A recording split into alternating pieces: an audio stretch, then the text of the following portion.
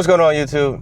It's Dolo, back with another video. Today, I wanted to tell you guys what it's like to daily drive a 911. This is my 2018 Porsche 911 Carrera T.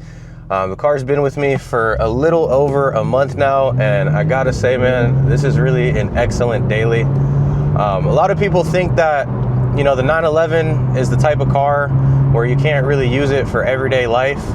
I think I have a pretty interesting perspective on that because I do a little bit of everything with this car. It is my daily driver, so to and from work, my kid to and from school, and wherever else he's got to go, he fits good in the back. But that means all the grocery runs, everything that I need to get in my daily life gets handled in this car. And it really does a really good job of it. So I wanted to show you guys kind of what it's like to daily drive it. You know, what the overall experience is like, how practical is it, how comfortable is it, you know, is it good on gas, is it good in bumper to bumper traffic, and, you know, can it be a family car, because that's a big thing. I think a lot of the buyers for this car are kind of to the age where a lot of them have kids. I have my 5-year-old and he rides in the back just fine. So a lot of people I know that are looking at these cars do have children and think that they can't make it work because of the space of the car. But I'd definitely like to show you guys just how possible it is to daily drive this car and to treat it as a family car, because it can handle just about anything that you throw at it. One of the first things that I can say about dailying this car, man, is it is super comfortable. It's currently almost 8:30 in the morning. I just got out of bed. Oh man, you know I had to do it. I just got out of bed. I haven't stretched yet. I haven't had really any sort of movement to my body yet. And jumping in this car, man, it feels great. Like, it is a sports car, low to the ground, not the most interior space, but it's still just so ergonomic. The seats are made so well. It's just extremely comfortable to get into. And I'm somebody that has pretty persistent lower back pain no matter what I do, no matter what car I drive, no matter how much or how little activity I do. My lower back always bothers me. And getting in this car, it's one of the few cars that I can say doesn't hurt my back. This and the G80 with the bucket seats were two cars that I think gave me a ton of support. Super comfortable. When I had my 718, I believe I only had like the 4-way seats, and those were pretty uncomfortable, I will say. I got quite a bit of back pain in those after long rides, but this car, man, super comfortable, super easy to get into. And it, you know, that is definitely a big part of daily driving, right? Because something like a GT3, I feel like that is, it's much more stiff, right? And it can be a bit jarring at times depending on the quality of the roads that you're on. The Porsche bucket seats that you can get in the GT models, they are not nearly as dailyable as like BMW G8X bucket seats. They're definitely more track oriented, which shows when you get in the car. I have the 18-way sport seats plus in this car, and they give you a ton of adjustability. If you're looking at a 911, I absolutely recommend getting one with the 18-way sport seats. They allow you to adjust pretty much everything in the car. So you have lumbar support, you can tilt the upper and lower part of the bottom of the seat. So you can kind of adjust the angle that your legs are sitting at, like this. You've got side bolster and hip bolster support adjustment. You've got lumbar support. And then of course the regular tilting forward and backwards and raising and lowering of the seat. So the 18 ways give you a ton of adjustability, especially if you're a bigger person. The taller you are, the harder it is to drive a car like this, because you're constantly fighting a battle of being too close or too far away from the steering wheel. If you're too close, it makes your arms uncomfortable. And if you're too far away, then, you know, it's really weird trying to press the pedals down. But the 18 ways give you the adjustability that you need to really get comfortable if you're a big person, and I absolutely recommend those. But yeah, man, overall comfort with this car is absolutely amazing. I'm currently driving in comfort mode on the suspension, just because I'm not really pushing the car too hard. Even in sport mode, I would say it's pretty smooth, but the worse the roads are, the more uncomfortable it can become. But in comfort mode, I mean, this is just like a regular car, basically. It feels almost Mercedes-Benz-esque in comfort mode. It is just perfectly smooth over all the bumps. Suspension's perfectly compliant. No sort of floatiness or uneasy feeling coming from anywhere in the chassis. It just feels great going over bumps and taking turns rather, regardless of what mode you're in. I got my 5-year-old with me. Say what's up, Apollo. What's up? Yeah, so as you guys can see, this can definitely be a family car. Are you comfortable back there? Yeah, you got enough leg room? Do you like the car? What's your favorite part? My favorite part is how the engine is right behind me. See? One of the best parts about the 911 is it makes every single drive something that can be turned into a fun drive. Even a trip to the store, trip to work, or if you're going on an actual road trip, I mean, you always just want to drive this car. This is the one car that I've gotten in where I've never felt the need to turn on the GPS, because if I take a wrong turn and the trip takes me a little bit longer than it should have, I honestly don't mind. I mean, it is perfect. Like, you just want to take back roads, you want to go the long way, you really just want to be in the car all the time. And that's something that really, Another thing that's great about the Porsche 911 daily driving is, as you can see, it's got excellent brakes. We just saved Mr. Mitten's life there. And yeah, excellent braking performance on the Porsche 911. Something that can add to the safety aspect, as well as, you know, making it a good daily driver. I mean, who doesn't want brakes that can stop if they see a cat in the middle of the road?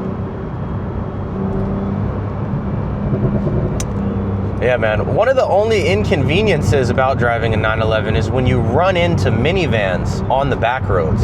You know, when you're trying to have a nice little fun-spirited drive and there's a family of 4 in front of you that's driving the speed limit. I mean, that's really one of the only downsides to having a 911 as a daily driver, is you just want to drive it spiritedly all the time. And you can't always do that, man, especially when you're behind a Kia or a Hyundai, whatever this thing is in front of me. But daily driving this car, man, you always want to take the long way. You always want to take the scenic way. You always want to find the road with the most curves, because that's what makes this thing fun, man.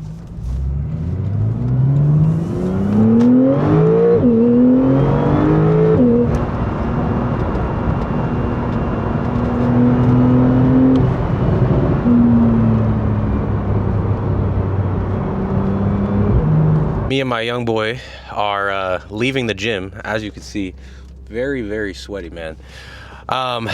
So far, the day's been super smooth. You guys kind of saw, you know, some back road driving, you know, some simple stuff, talking about the car, talking about how comfortable it is, how it makes every drive more fun.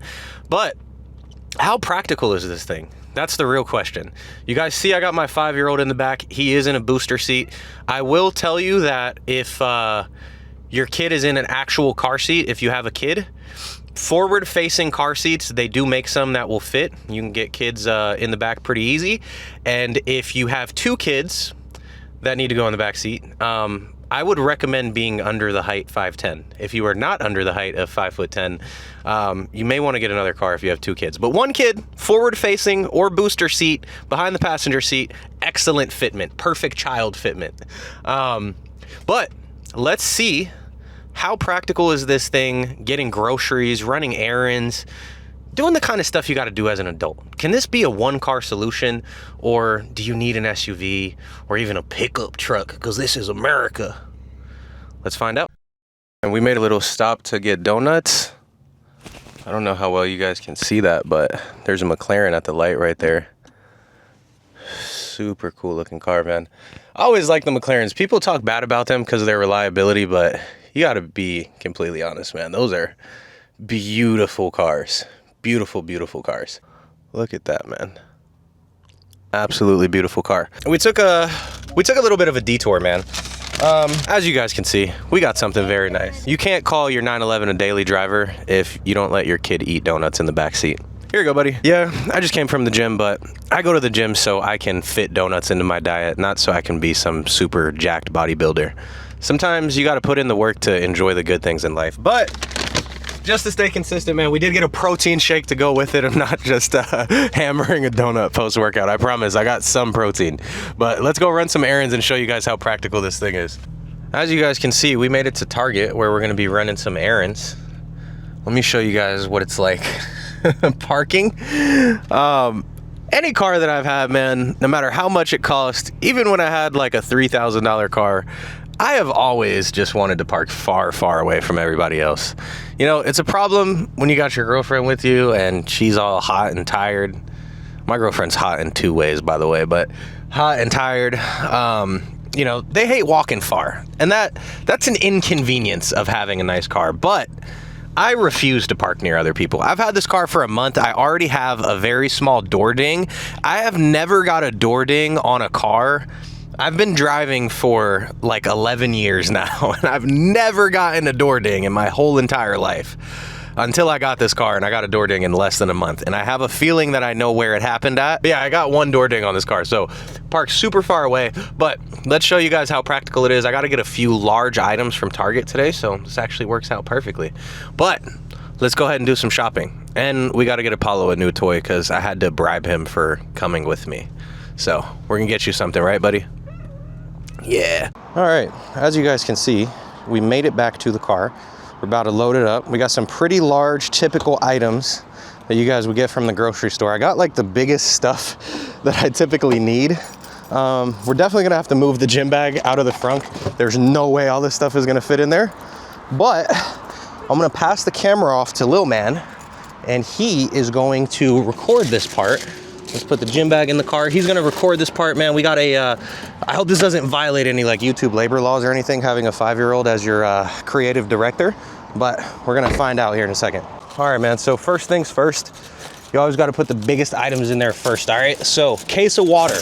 This is how you load up the frunk of a Porsche, all right? Put the biggest items in first, and that is going to give you ample space, all right? Biggest items in first. This is how you do it. And then this is the reward that Apollo got for coming with us today. So we're putting this in there too. Big old Nerf gun. And now we're getting the bags in there, all right? The key is to pay attention to this little trim piece here. If anything sticks up past this, you know what you're putting in is too much and it's not gonna close properly. Here, I'll take that from you. But as you guys can see, we got a frunk full of groceries, toys, case of water, toilet paper, paper towel, everything you can need, man, all fits in here. Without the case of water and the big water gun, you could fit even more groceries in here. So definitely practical, especially for a sports car. Will seriously, I mean, get just about anything you need inside of the car. Give you guys another good look at this thing before we hop back in. Take a quick look at it. That is a beautiful looking car, man. So, I mean, we've done just about everything that you could do with a daily driver, man. We got my son in the back seat, 5 years old. He's a big kid. He's in like the 95th percentile for his age group. Huge kid. When I go pick him up from school, like he's like, he just clears all the other kids. So he's a big kid. Fits in the back seat good. We got all of our groceries in the front. We got a toy for him. We got a case of water, toilet paper, paper towel. These are all large items that you think would like take up so much space in the frunk, when really the biggest thing in there is the case of water. Like without that, you can fit so much. Like if you're just getting food, 2 weeks worth of groceries will fit in the front of the car. You know, ran some errands, some other stuff. I mean, this car can really do everything. Like it really is a one car solution. And not only that, but it handles amazing braking, engine performance, just about everything you could ask for. One of the other things that is super nice about driving a 911 is they are extremely understated. So you can get them in very vibrant colors that stand out a lot, but most of the 911s that you'll find on the market are gray, white, black, silver, dark blue, stuff like that. Even when they do come in some of the vibrant colors, they're super understated. So you don't get a ton of attention. You don't get a ton of people staring at you. You don't get people walking up to your car with their phone out. It does still happen on occasion, because there is Porsche fans and enthusiasts out there, and I don't mind that. But coming from that bright purple G80, man, it was just a little bit too much to handle. They might see, oh, it's a Porsche, you know, whatever, but it just doesn't, it's not so captivating that like random people are constantly walking up to your car and even touching it. The fact that this car is so like low key in a sense is amazing, man. I really, really enjoy that aspect of it. Everything that we talked about today, handling, performance, the comfort, the practicality, this really is a good one-car solution, man. Daily driving a 911 is an amazing experience, and it's one of those cars where you just want to run errands, you want to go do things, you just want to get in it and do stuff. Like I would never go to Target on my day off and pick up like stuff for around the house. I'd be telling my girlfriend, hey, can you go to Target? I just want to lay on the couch. Like even in the G80, because it was just like that car was such a like a one trick kind of car. Like, yeah, it handled good, but really the only thing that it had going for it was really fast, right? And on a day like this where there's a ton of traffic and you're going to Target to pick up groceries and you got a 5-year-old in the car with you, I mean, you're not gonna really get to experience that, right? Being in this car, even when you're driving slow, it's just such a good experience, man. But yeah, overall, I would say, to answer the question of what is it like to daily drive a 911, I would say it is absolutely amazing. It is a great one-car solution, and you can show your wife this video to convince her that it is indeed a family car. But anyways, thank you guys so much for watching this video. It has been your boy Dolo. If you did enjoy the video, please leave a like. Again, comment. I do respond to just about every single comment on the videos. And if you want to see more Porsche and BMW content, car reviews, talking about finances related to automotive things, definitely drop a sub. We're going to keep the content coming. Hope you guys did enjoy the video, and I'll see you in the next one.